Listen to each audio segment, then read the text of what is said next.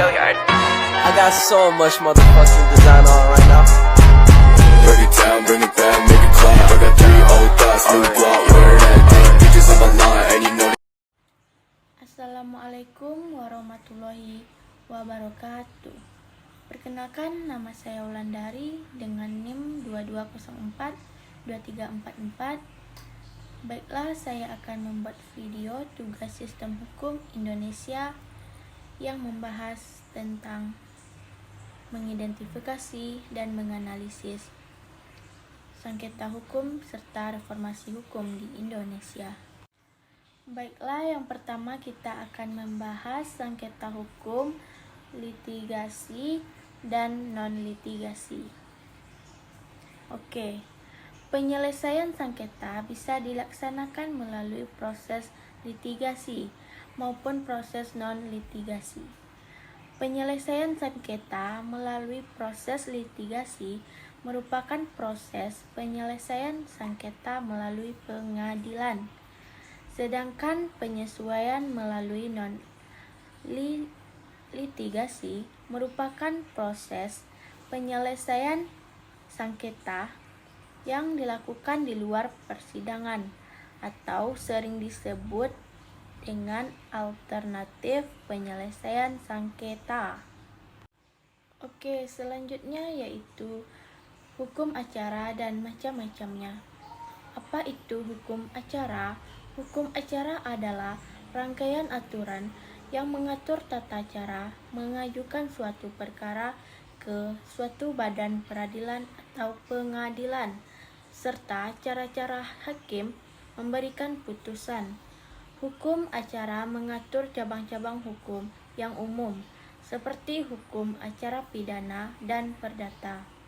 Masing-masing negara yang memiliki yurisdiksi dan kewenangan mahkamah yang beragam memiliki aturan yang berbeda-beda mengenai hukum acara. Meskipun memiliki aturan yang berbeda-beda, umumnya hukum secara di seluruh dunia memiliki unsur-unsur yang serupa. Hukum acara memastikan hukum ditegakkan secara adil dan semestinya. Hukum acara mengatur tata cara, pendakwaan, pemberitahuan, pembuktian, dan pengujian hukum material demi terlaksananya hukum. Baiklah, selanjutnya yaitu macam-macam hukum acara, yaitu terdiri dari adanya hukum acara pidana diatur oleh Kitab Undang-Undang Hukum Acara Pidana. Selanjutnya, hukum acara perdata diatur oleh Kitab Undang-Undang Hukum Perdata. Selanjutnya, hukum acara peradilan agama yang diatur oleh Undang-Undang Peradilan Agama. Selanjutnya, hukum acara peradilan tata usaha negara yang diatur oleh Undang-Undang Peradilan Tata Usaha Negara. Selanjutnya yaitu hukum acara Mahkamah Konstitusi yang diatur oleh Undang-Undang Mahkamah Konstitusi. Baiklah, selanjutnya sistem peradilan dan kekuasaan kehakiman. Sistem peradilan di Indonesia. Peradilan berasal dari kata adil, artinya segala sesuatu mengenai perkara pengadilan dalam lingkup negara Indonesia. Indonesia merupakan negara hukum. Hal ini ditegaskan dalam pasal 1 ayat 3 Undang-Undang Dasar 1945.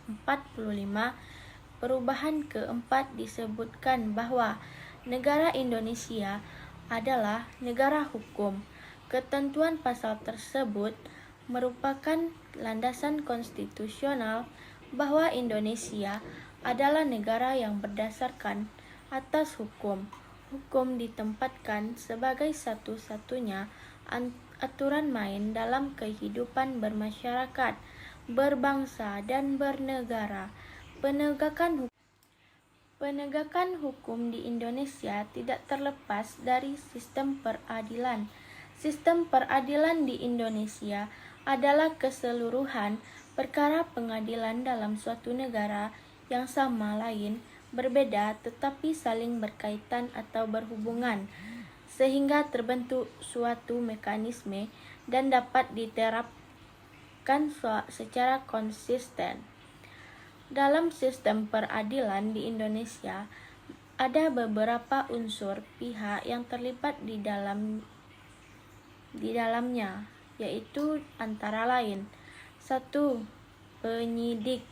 Penyidik adalah pejabat Polisi Negara RI atau pejabat PNS tertentu yang diberikan wewenang khusus oleh undang-undang untuk melaksanakan penyelidikan. Pasal 1 angka 1 KUHP. Selain penyidik sebagai pihak yang terkait dalam sistem peradilan di Indonesia, dalam hukum ada yang disebut penyidikan, penyelidikan, dan penyelidik. Penyidikan adalah serangkaian tindakan penyidik dalam hal dan menurut cara yang diatur dalam undang-undang untuk mencari serta mengumpulkan bukti yang dengan bukti itu membuat terang tentang tindak pidana yang terjadi dan guna menemukan tersangkanya, yaitu dalam pasal 1 angka 2 KUHP. Penyelidik adalah pejabat polisi negara RI yang diberi wewenang oleh undang-undang untuk melakukan penyelidikan. Pasal 1 angka 4 KUHP. Penyelidikan adalah serangkaian tindakan penyelidik untuk mencari dan menemukan suatu peristiwa yang diduga sebagai tindak pidana guna menentukan dapat atau tidaknya dilakukan penyidikan menurut cara yang diatur dalam undang-undang. Pasal 1 angka 5 KUHP. 2. Menuntut umum atau jaksa. 3. Hakim. 4. Penasehat hukum. Dan 5. Pencari keadilan atau pengacara. Perbedaan peradilan dan pengadilan, yakni peradilan adalah suatu proses yang dijalankan di pengadilan yang berhubungan dengan tugas memeriksa, memutus, dan mengadili perkara. Sedangkan pengadilan adalah badan atau instansi resmi yang melaksanakan sistem peradilan berupa memeriksa, mengadili, dan memutus perkara. Negara Indonesia sebagai negara hukum mempunyai tugas menjalankan suatu sistem peradilan yang jujur, berdasarkan hati nurani dan keyakinan, adil, tanpa memihak pada kelompok atau golongan tertentu, atau memberikan yang benar, menyalahkan yang salah tanpa ada intervensi dari pihak manapun, dan bersih dari korupsi, perbuatan yang menyalahgunakan kompetensi yang dimiliki, kolusi atau bentuk kerjasama antara pejabat pemerintah dengan oknum lain secara ilegal pula, atau melanggar hukum untuk mendapatkan keuntungan material, nepotisme, atau pemanfaatan jabatan untuk memberi pekerjaan, kesempatan, atau penghasilan bagi keluarga atau kerabat dekat pejabat sehingga menutup kesempatan bagi orang lain. Baik, selanjutnya yaitu bukti, alat bukti, studi kasus, perbedaan alat bukti dan barang bukti. Pembuktian merupakan salah satu tahap yang cukup penting dalam persidangan. Meskipun suatu perkara ditangani secara e-court, tahap pembuktian ini tetap memerlukan kehadiran secara fisik dari pihak. Definisi pembuktian merupakan proses bagaimana alat-alat bukti dipergunakan, diajukan, ataupun dipertahankan dalam hukum acara yang berlaku. Adapun tujuan dari pembuktian adalah untuk mengambil putusan yang bersifat definitif, pasti, tidak meragukan, dan memiliki akibat hukum. Membuktikan adalah memberi dasar-dasar yang cukup kepada hakim yang memeriksa perkara yang bersangkutan guna memberikan kepastian tentang kebenaran peristiwa yang diajukan. Dalam hal membuktikan suatu peristiwa, cara yang dapat digunakan adalah dengan menggunakan alat bukti. Alat bukti adalah sesuatu yang digunakan untuk meyakinkan akan kebenaran suatu dalil atau pendirian. Selanjutnya, menurut Sudikno Mertokusumo, yang dimaksud dengan surat adalah sesuatu yang memuat tanda yang dapat dibaca dan menyatakan suatu buah pikiran di mana buah pikiran tersebut bisa dipakai sebagai pembuktian. Alat bukti surat terdiri dari dua jenis, yaitu akta dan surat biasa. Akta adalah surat yang sengaja sejak awal dibuat untuk pembuktian. Akta terdiri dari satu akta autentik menurut pasal 1868 BW. Akta autentik adalah suatu akta yang bentuknya ditentukan oleh undang-undang, dibuat oleh atau di hadapan pegawai-pegawai umum yang berkuasa di tempat di mana akta dibuat. Adapun yang dimaksud dengan pegawai-pegawai umum tersebut adalah notaris, polisi, dan hakim. 2. Akta di bawah tangan. Akta di bawah tangan adalah akta yang dibuat dan disetujui oleh para pihak yang membuatnya serta mengikat bagi para pihak yang membuatnya. Akta di bawah tangan tidak dibuat di hadapan pejabat yang berwenang seperti notaris, namun hanya dibuat oleh para pihak yang membuat perjanjian tersebut.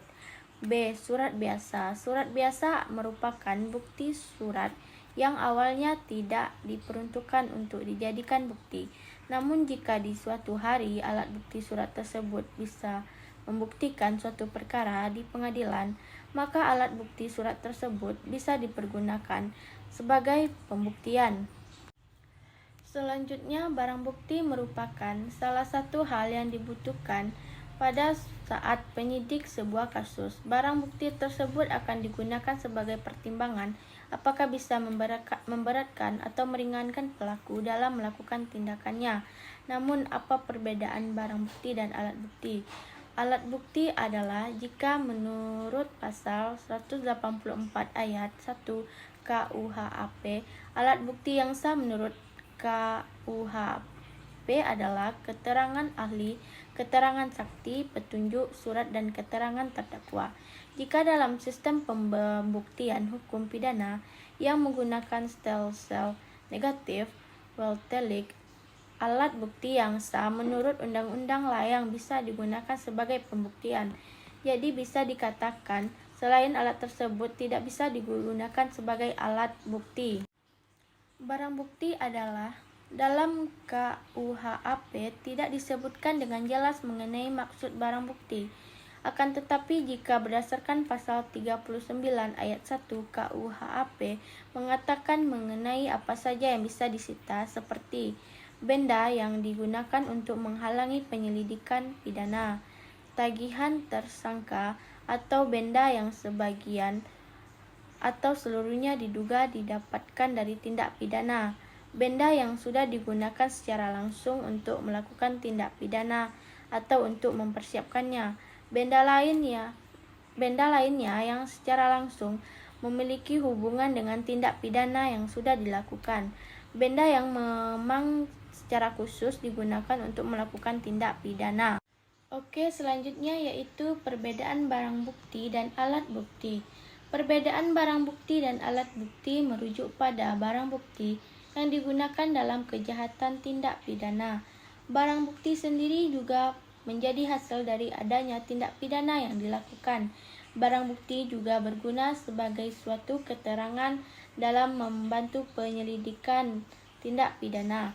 Sedangkan untuk alat bukti sendiri dalam bentuk keterangan saksi, tulisan atau surat, keterangan berbagai pihak, keterangan ahli, hingga informasi yang bisa dilihat. Selain hal tersebut, maka tidak bisa dijadikan sebagai alat bukti. Baiklah, hanya itu pembahasan yang bisa saya sampaikan pada materi saya ini. Jika ada kesalahan, mohon dimaafkan. Oke, jangan lupa like, subscribe, dan komen ya guys. Saya Wulandari pamit undur diri dulu. Assalamualaikum warahmatullahi wabarakatuh. Bye bye. High five.